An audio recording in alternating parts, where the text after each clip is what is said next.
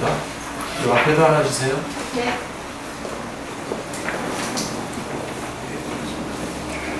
창세기 17장입니다. 창세기 17장 1절로 27절. 우리 한번 같이 읽겠습니다. 창세기 17장 1절로 27절까지 말씀입니다. 조금은 같이 호흡을 같이 하면서 17장 1절부터 27절까지 같이 읽겠습니다. 아브라함이 99세 때에 여호와께서 아브라함에게 나타나서 그에게 이르시되 나는 전능한 하나님이라 너는 내 앞에서 행하여 완전하라. 내가 내 언약을 너와 너 사이에 두어 너를 크게 번성하게 하리라 하시니 아브라함이 엎드렸더니 하나님이 또 그에게 말씀하여 이르시되 보라 내 언약이 너와 함께 있으니 너는 여러 민족의 아버지가 될지라. 이제부로는 내 이름을 아브라함이라 하지 아니하고 아브라함이라 하리니 이는 내가 너를 여러 민족의 아버지가 되게 함이니라. 내가 너로 심히 번성하게 하리니 내가 내게 민족들이 나게 하며 왕들이 내게로부터 나오리라. 내가 내 언약을 너와 내 이모 및 내 대대 후손 사이에 세워서 영원한 언약을 삼고 너와 내 후손의 하나님이 되리라. 내가 너와 내 후손에게 내게 거류하는 이 땅 곧 가나안 온 땅을 주어 영원한 기업이 되게 하고 나는 그들의 하나님이 되리라. 하나님이 또 아브라함에게 이르시되 그런즉 너는 내 언약을 지키고 내 후손도 대대로 지키라. 너희 중 남자는 다 할례를 받으라. 이것이 나와 너희와 너희 후손 사이에 지킬 내 언약이니라. 너희는 포피를 베어라. 이것이 나와 너희 사이에 언약의 표징이니라. 너희의 대대로 모든 남자는 집에서 나는 자나 또는 너희의 사상이 아니라 이방 사람에게서 돈으로 산 자를 막론하고 난지 8일 만에 할례를 받을 것이라. 너희 집에서 난 자든지 너희 돈으로 산 자든지 할례를 받아야 하리니 이에 내 언약이 너희 사이에 있어 영원한 언약이 되려니와 할례를 받지 아니한 남자하고 그 표피를 베지 아니한 자는 백성 중에서 끊어지리니 그가 내 언약을 배반하였습니다.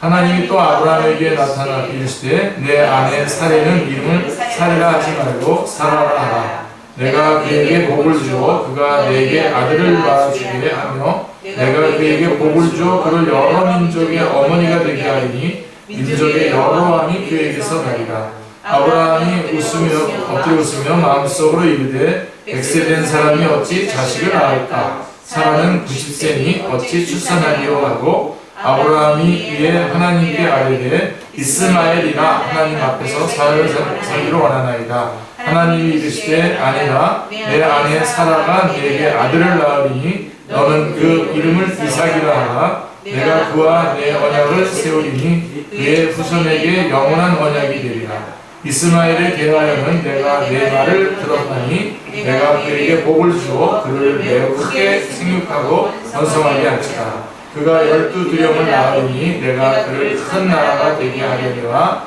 내 언약은 내가 내년 이 시기에 사라가 내게 낳은 이삭과 세우리라. 하나님이 아브라함과 말씀을 마치시고 그를 떠나 올라가셨더라. 이에 아브라함이 하나님이 자기에게 말씀하신 대로 그날에 그 아들 이스마엘과 집에서 태어난 모든 자와 돈으로 산 모든 자 곧 아브라함의 집사람 중 모든 남자를 데려다가 그 포피를 베었으니 아브라함이 그의 포피를 벤 때는 99세였고 그의 아들 이스마엘이 그의 포피를 벤 때는 13세였더라. 그날에 아브라함과 그 아들 이스마엘이 할례를 받았고 그 집의 모든 남자 곧 집에서 태어난 자와 돈으로 이방 사람에게서 사온 자가 다 그와 함께 할례를 받았더라. 아멘. 예. 자, 나는 전능한 하나님이라 라고 하는 제목으로 우리 창세기 32번째인데요. 예. 제가 주일 설교에서도 창세기 좀 하고 그래서 벌써 32번까지 왔습니다. 창세기 16장에서 우리는 아브라함이 하갈 카드를 사용한 것을 보았습니다. 하갈을 통한 플랜 C를 발동했던 것입니다. 플랜 B는 16장에서 사레가 발동한 사례가 발동한 엘리에셀 카드, 죄송합니다. 이게 하갈을 통한 플랜 C가 발동되고 플랜 B는 사례가 발동하는 게 아니라 아브라함이 엘리에셀 카드를 썼었죠. 그래서 이 엘리에셀이라도 잘 보존되게 해주십시오라고 했었는데, 자, 하갈 카드는 적중하는 듯이 보였습니다. 아브라함이 그토록 얻고 싶어하던 아들을 얻었습니다. 그리고 상속자를 얻었습니다. 인생의 걱정, 근심, 두려움이 사라졌고요. 세상에서 부러울 것이 없는 사람이 되었습니다. 이제 죽어도 여한이 없을 것 같았습니다.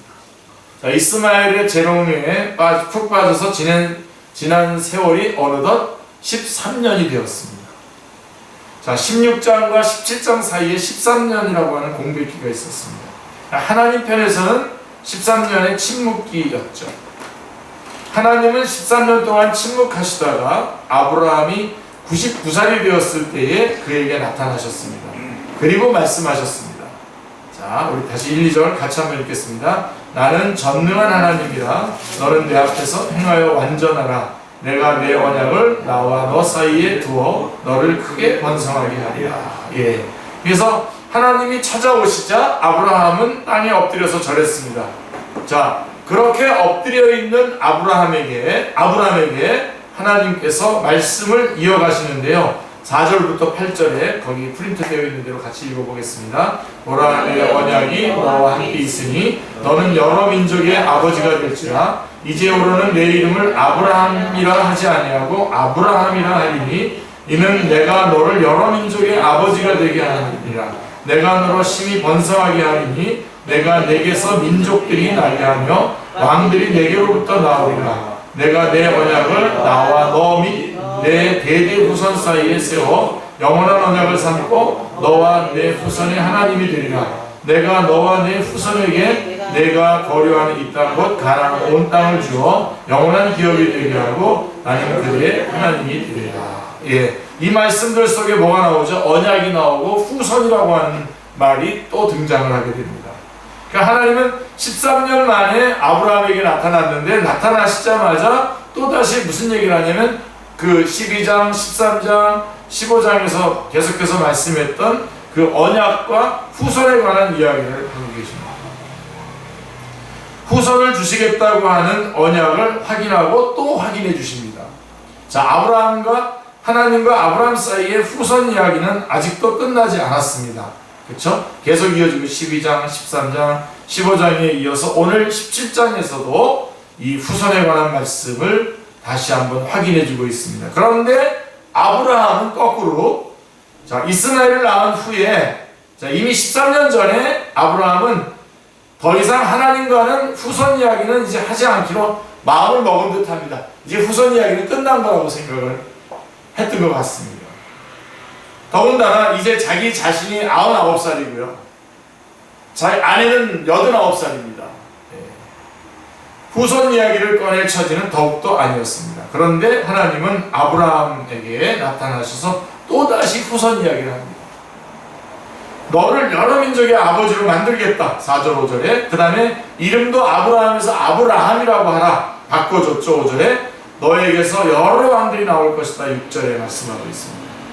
그리고 8절에 가보면 내가 거류하는 이 땅 곧 가나안 온 땅을 주어 영원한 기업이 되게 하겠다. 그리고 나는 내 후손의 하나님이 되겠다 라고 말씀하고 있는 것입니다. 이뿐 아니라 하나님은 사례의 이름도 사라로 바꿔주시면서 그녀가 여러 나라의 어미가 되며 여러 나라의 왕들이 사라에게서 나올 것이라고 말씀을 하십니다. 그게 15절 16절의 말씀입니다.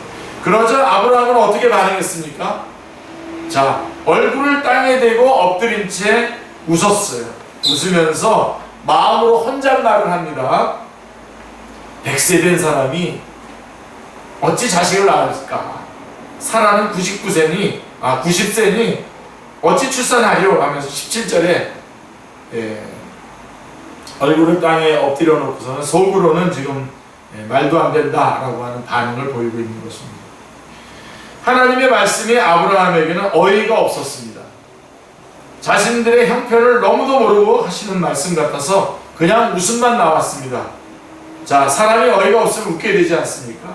자, 어느 정도 가능성이 있다면 안 웃는데 너무 어이가 없는 말씀이라 아브라함은 웃을 수밖에 없었습니다. 자, 하나님께 대놓고 비웃을 수는 없으니까 속으로 웃었죠. 하나님 아셨죠. 속으로 하나님의 말씀을 비웃으며 아브라함은 하나님께 말했습니다. 이스마엘이나 하나님 앞에 살기를 원하나이다. 이스마엘이나. 그게 18절 말씀입니다. 하나님, 저에게 많은 후손을 주시려고 애쓰실 필요 없으십니다. 하나님이 그동안 충분히 애를 쓰신 것을 저는 잘 압니다. 저는 이스마엘로 만족합니다. 저에게 더는 자손을 주시려고 부담 가지실 필요 없습니다. 저는 이스마엘 하나로 됐습니다. 이런 말인 겁니다. 굳이 연결해서 말씀을 드린다면 플랜 D를 발동한 겁니다. 원래 맨 처음부터 하나님의 맨 처음 약속이 원계획이잖아요. 플랜 A인데 그게 12장, 13장, 15장, 17장 지금까지 그 다음에 22장까지 계속해서 지금 이제 주어질 건데 플랜 A인데 플랜 A를 계속 밀고 가야 되는데 중간에 플랜 B를 했어요. 엘리에셀 카드. 이거는 아브라함 쪽에서 엘리에셀 카드를 제시했었고 플랜 C는 사례가 하갈 카드를 내놓은 것이 플랜 C인데 그래서 끝난 줄 알았는데 13년이 지난 이후에 또다시 하나님께서 원래의 계획을 진행하시겠다고 하자 플랜 D 이스마엘이나 좀 잘 살게 해주십시오 라고 하는 플랜 D를 발동하고 있습니다. 자, 그러나 하나님은 어떻게 말씀하십니까? 19절부터 21절 같이요. 하나님이 이르시되 아니라 내 아내 사라가 내게 아들을 낳으리니 너는 그 이름을 이삭이라 하라. 내가 그와 내 언약을 세우리니 그의 후손에게 영원한 언약이 되리라. 이스마엘에 대하여는 내가 내 말을 들었나니 내가 그에게 복을 주어 그를 매우 크게 생육하고 번성하게 하리라. 그가 12두령을 낳으리니 내가 그를 큰 나라가 되게 하려니와 내 언약은 내가 내년 이 시기에 사라가 내게 낳을 이삭과 세우리라. 예. 자, 플랜 D까지 발동하고 있는 이 아브라함에게 하나님께서는 아니고 내 아내 사라를 통해서 이 원래 세웠던 그 계획대로 나는 진행할 것이다. 그래서 너가 사라를 통해서 자식을 낳은 건데 그 자식의 이름을 이삭이라고 하라. 그리고 내가 언약을 내년 이 시기에 사라가 낳은 아들 이삭과 세우리라 라고 말씀하고 있는 것입니다. 아브라함은 이스마엘로 됐다고 하고 하나님은 너는 이삭을 낳아야 한다라고 말씀하고 계십니다. 하나님은 됐다고 하고 하나님은 됐다고 하는 아브라함에게 계속해서 설득의 말씀을 하십니다. 자, 이 하나님은 어떤 하나님이십니까? 여러분들 요거 꼭 붙잡으세요. 우리 하나님은 이렇게 끈질긴 하나님이십니다. 한 번 약속하시면 그 약속에 우리의 형편과 우리의 사정과 관계없이 하나님은 하나님이 약속하신 대로 끝까지 끈질기신 하나님, 언약을 신실하게 지키시는 하나님입니다. 그러니까 오늘 아침에도 우리 전사님께서 기도하셨죠. 말씀과 기도로 한번 우리가 정말 그렇게 해서 살아갈 수 있는지 정말 말씀했는데 우리가 꼭 붙잡아야 되는 건 플랜 B, 플랜 C가 다른 카드들을 내놓고 우리가 적당히 타협할 수 있는 방법들을 동원하는 게 아니라 우리는 언제나 어디로 돌아와야 되냐면 원래 교회, 원래 하나님이 약속하신 그 약속의 자리로 다시 돌아가야 됩니다. 그거를 지금 다시 천명하고 있는 것이죠. 끈질기신 하나님, 언약에 신실하신 하나님을 붙잡으시길 바랍니다. 하나님께서 약속하시면 분명히 성취하실 것이고 그 약속에 따라 우리에게 뭔가를 명령하시면 우리가 그것을 감당해 나갈 수 있도록 효과적으로 역사하셔서 열매를 맺게 해주시는 것이죠. 자, 여러분 입장을 바꿔서 한번 생각해 보십시오. 아무리 좋은 것을 주고 싶어도 본인이 됐다고 하면 우리가 먼저 열받아서 그럼 관두라고 주지 않을 거 아닙니까? 그렇죠? 안 받겠다는 사람에게 계속 주겠다고 하는 것도 민폐입니다. 그죠? 그래서 우리는 그렇게 민폐라고 생각할 수 있죠. 자, 우리 같으면 이런 경우에 안 주고 말 것입니다. 내가 뭐가 아쉬운 것이 있어서 매달리냐? 안 받겠다면 안 주면 그만이지. 자기 손에 쥐고 하면서 관계를 정리해 버릴 것이죠. 예. 그런데 하나님은 그렇게 하시지 않습니다. 예. 하나님은 인생이 아니십니다. 하나님은 그렇게 하시지 않으시고요, 포기하지 않으십니다. 그리고 끝까지 찾아오셔서 말씀해 주시고 또 말씀해 주십니다. 할렐루야. 나는 전능한 하나님이다. 내가 내게 자식을 주겠다.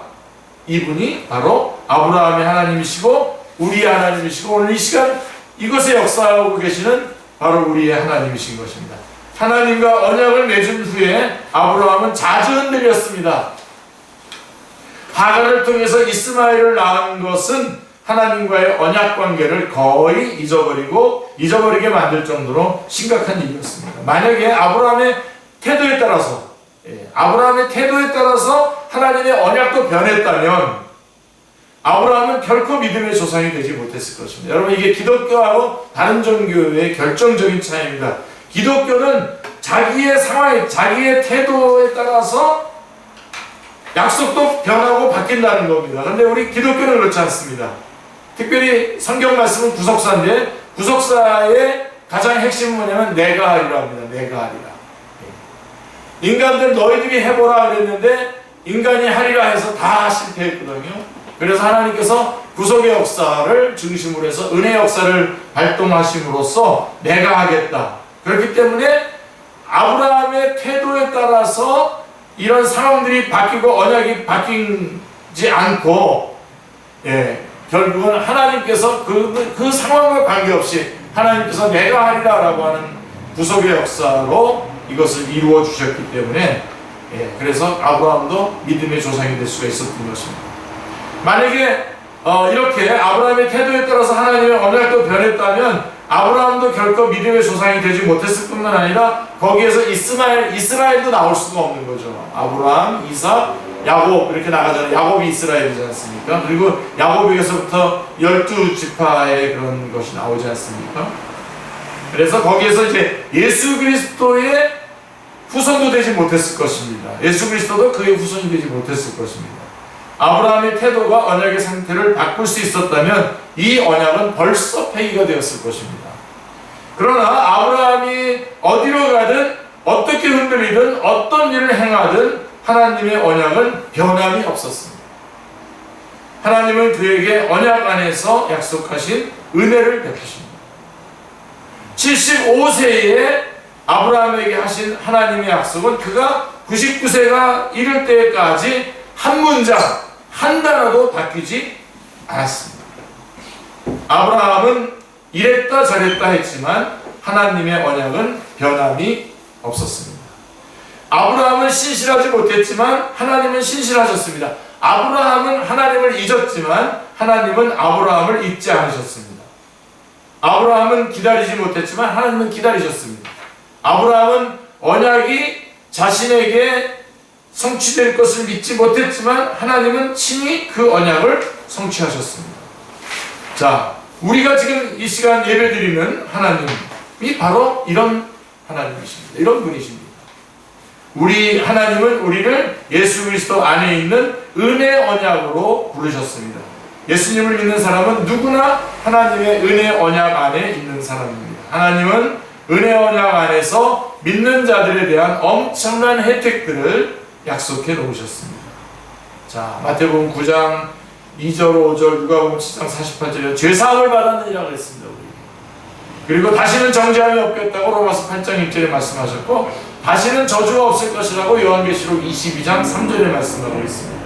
그리고 주 예수를 믿으라 그러면 너 안의 집이 구원을 얻으리라 사도행전 16장 31절에 말씀해주고 있고 믿는 자에게는 능치 못한 일이 없느니라 라고 하는 것이 마가복음 9장 23절에서 약속하신 말씀입니다. 그리고 먼저 그의 나라와 그의 의를 구하라 그리하면 이 모든 것을 너에게 더하시리라고 마태복음 6장 33절에서 말씀하고 있고요. 그 유명한 로마서 8장 28절에 하나님을 사랑하는 자 곧 그 뜻대로 부르심을 입은 자들에게는 모든 것이 합력하여 선을 이루느니라고 말씀하고 있습니다. 그리고 출애굽기 20장 6절, 신명기 5장 10절, 7장 9절에 보면요, 하나님을 사랑하고 계명을 지키는 자에게는 1000배까지 은혜를 베푸신다고 말씀하고 있습니다. 우리를 우리 주 그리스도 예수 안에 있는 하나님의 사랑에서 끊을 수 없다고 로마서 8장 39절은 말씀하고 있습니다. 사랑, 생명, 구원, 죄사함, 자녀된 영생, 하나님 나라의 상속자, 화평, 번성, 승리, 영광, 거룩, 감사, 충만, 지혜, 행복 등등 실로 엄청난 복들이 이 은혜 언약 안에서 우리 믿는 자들을 위해서 약속되어 있습니다. 자, 그런데 만약에 우리의 신앙생활의 여정을 기록한다면 아브라함보다 나을 게 하나도 없죠. 우리도 아브라함처럼 하나님의 약속을 벗어나서 여러 카드를 가지고 셀 수 없이 많은 플랜들을 작동시켰죠. 우리도 아브라함처럼 하나님의 말씀에 어이가 없어서 자주 웃습니다. 우리도 아브라함처럼 나의 형편, 나의 처지, 나의 상황을 보면서 하나님도 어쩔 수 없으실 거야, 안 되는 것은 안 되는 거야 하면서 자포자기할 때가 너무나 많습니다. 하나님의 말씀은 말씀이고 현실은 현실이라는 이중적인 태도를 보일 때도 많습니다. 평생 하나님의 말씀을 공부하고 신앙생활을 해왔다 할지라도 현실적인 어려움에 코를 박고 믿음 없는 사람처럼 말하고 행동할 때가 많습니다. 만약 우리의 태도에 따라서 하나님의 언약이 달라진다면 우리는 벌써 하나님께 버림을 받았을 것입니다. 벌써 하나님의 은혜에서 멀어진 자가 되었을 것입니다. 여러분, 이게 하나님의 사랑이에요. 예? 우리 가끔씩 하나님 정의가 뭡니까? 왜 이렇게 됩니까? 그러면서 하는데 만약에 그런 식으로 법대로 합시다 그랬으면요, 우리 이미 다 끝장난 사람들입니다. 우리의 태도와 우리의 상황과 우리의 환경에 따라서 뭔가가 바뀌고 그랬다면요, 벌써 바뀌어서 우리는 다 망했을 겁니다. 근데 하나님께서 그러한 우리를 잘 아시기 때문에 하나님께서 하나님의 뜻을 하나님의 계획대로 하나님의 힘과 능력과 지혜로 이끌어 가시는 것입니다. 그게 기독교입니다. 그래서 은혜라고 그러죠. 그래서 복음을 하나님의 복음이라고, 은혜라고 합니다. 그래서 하나님의 언약은 우리의 태도에 상관없이 우리에게 은혜로 임합니다. 은혜 언약은 내가 하리라 이기 때문입니다. 그래서 원래 창세전에 구속 언약이 있었죠. 성부 하나님께서 계획하시고 성자 하나님께서 십자가에 달려 돌아가시기로 결정하시고 성령 하나님께서는 그 사실을 우리 각각 개인에게 적용하시겠다고 하는 그런 창세전에 약속이 있었어요. 그걸 구속 언약이라고 합니다. 에베소 1장에 보면 잘 나와 있고요.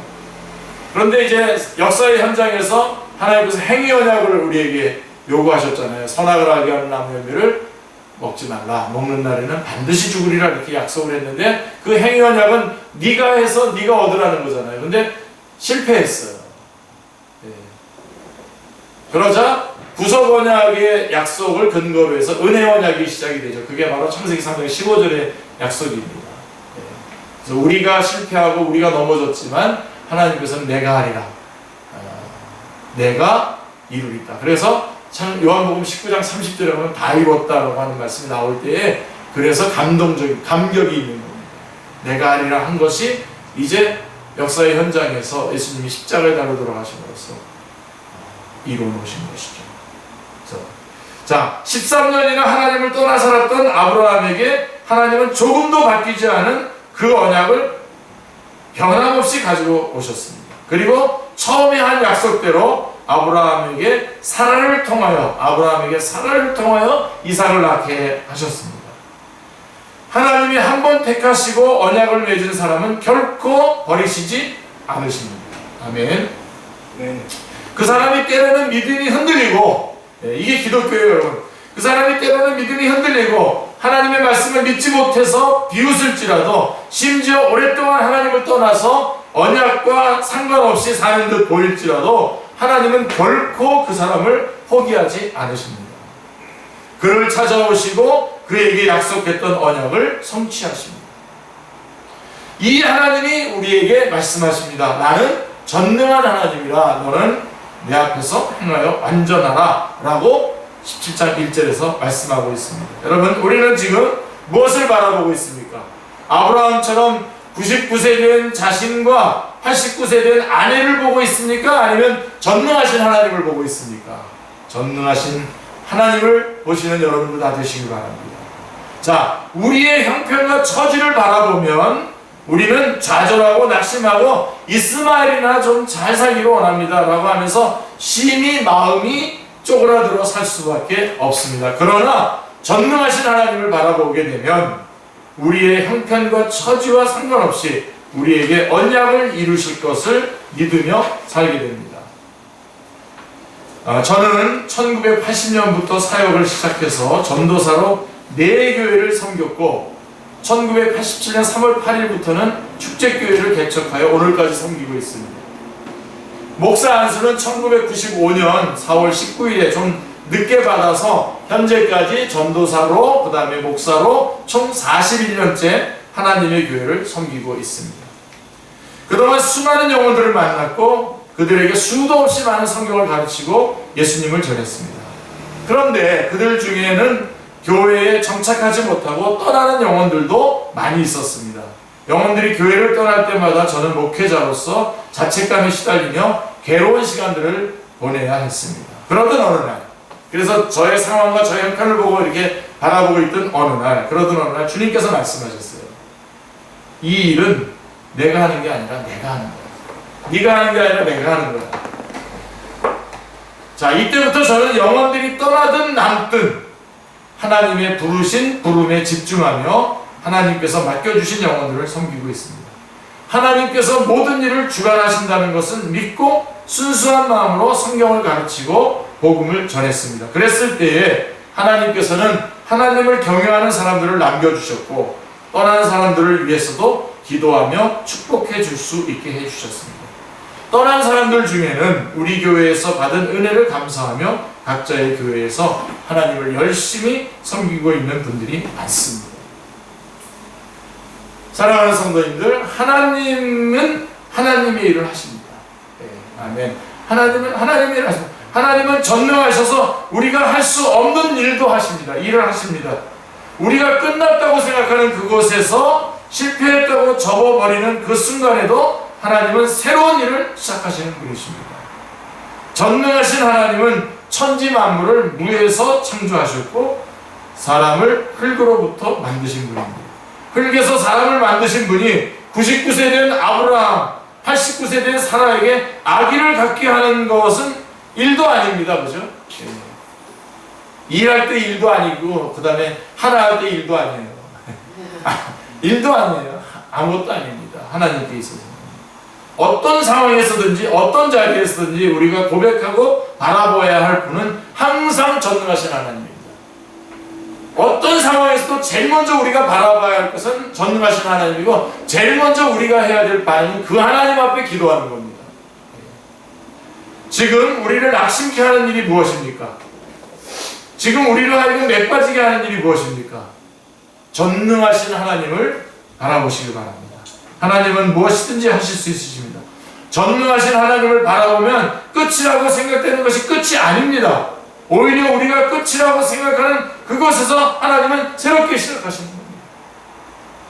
아브라함은 전능하신 하나님을 믿고 하나님과의 언약의 표시를 살에 새기는 할례를 행했습니다. 조금 전까지만 해도 하나님의 말씀을 믿지 못해서 비웃었던 그였지만 하나님의 말씀을 새롭게 영접하고 자신과 이스마엘과 집안의 모든 남자들에게 할례를 행했습니다. 할례는 언약을 주신 전능하신 하나님을 믿는 믿음과 순종의 표시입니다. 아브라함은 다시 믿고 순종했습니다. 이런 과정을 거치면서 아브라함의 믿음은 자랐습니다. 우리도 다시 믿고 순종하기를 원합니다. 할렐루야. 자, 나의 형편과 처지를 바라보며 언약을 잊고 지냈던 마음의 불신, 믿어도 별 수 없다라고 하는, 별 수 없는 것 같은데 하는 냉소적인 마음, 말씀은 말씀이고 현실은 현실이다라고 생각하는 이중적인 마음, 나의 형편과 처지를 고집하는 완고한 마음에 할례를 행하고 다시금 하나님을 믿고 하나님의 말씀에 순종하며 살기를 원합니다. 할렐루야. 전능하신 하나님을 바라보며 하나님 앞에서 믿음으로 올바르게 사는 우리 모두가 되시기를 기도합니다. 전능하신 하나님은 반드시 우리에게 약속하신 것을 이루실 것입니다. 하나님에게는 플랜 B, 플랜 C, 플랜 D가 없습니다. 하나님께서 한번 가동을 하시면, 계획을 가동하시면 하나님의 때에 하나님께서 결정적으로 이루어 주실 것입니다. 그래서 결론적으로 말씀드립니다. 우리는 하나님의 전능하신 하나님을 바라보면서 내가 생각하기에는 이거는 하나님이 약속하셨어도 안 될 것 같다고 생각하면서 적당히 타협하면서 차선을 선택하는 게 우리들이 대부분 요즘의 신앙생활인데, 이거를 오늘 내려놓으시기 바랍니다. 내려놓으시고 하나님, 전능하신 하나님께서 원래 계획하셨던 대로 우리에게 약속하신 대로 그대로 이루어 주실 것이더라고 하는, 물론 우리가 눈으로 볼 때는, 현실적으로 느낄 때는 불가능해 보이지만 최선을 선택하는, 하나님의 약속을 선택하는 우리 축제의 모든 식구들 다 되시기를 주님의 이름으로 축원합니다. 기도하겠습니다. 하나님 아버지, 너무나 감사합니다. 우리 사랑하는 귀한 우리 축제의 식구들, 이렇게 오후 시간에도 오전에 많은 사람이 왔지만 이 오후 시간에 많은 사람이 또 떠난 채로 적은 인원이 모여서 하나님의 말씀을 공부하고 있습니다. 하나님, 위로해 주시고 복날여 주시기를 원합니다. 말씀을 더욱더 사모하게 하여 주시고 정말로 말씀과 기도로 우리의 삶을 정말 군더더기 없이 말씀만 의지하고 하나님 앞에 기도함으로 놀라운 주님의 역사들을 이루며 살아가는 귀한 역사의 자리에 저희가 동참하게, 같이 동력할 수 있도록 역사하여 주시기를 원합니다. 불가능해 보이지만 최선을 선택하게 하여 주시고 가능해 보이는 차선은 버리게 하여 주시옵소서. 부지런하게 주님의 약속의 말씀을 붙잡고 달려나가는 우리 축제의 식구들이 다 되게 하여 주시옵소서. 이 시간에도 주의 복음을 전하기 위해서 수고한 우리 선교사님들과 선교지휘 함께하여 주시고, 특별히 카자흐에서 사역하고 있는 우리 귀한 선교사님 주님께서 붙잡아 주시고, 카자흐의 언어로 말씀들을 번역해서 보급하고 있는 가운데 주님께서 역사하여 주시기를 원합니다. 또한 아버지 하나님, 우리 축제교회의 연약한 심령들 주님께서 강건하게 붙잡아 주시고, 오늘 이곳에 함께하지 못했지만 온 축제의 식구들 한 사람 한 사람 주님께서 불꽃 같은 눈으로 지켜주시고 눈동자와 같이 보호해 주시고 머리털 하나도 상하지 않도록 역사하여 주시옵소서. 온몸에 건강 주시고 마음에 평강 주시고 그 영이 성령님으로 충만케 역사하여 주옵소서. 하나님께서 함께하여 주실 줄 믿고 감사합니다. 예수님의 이름으로 기도드리옵나이다. 아멘.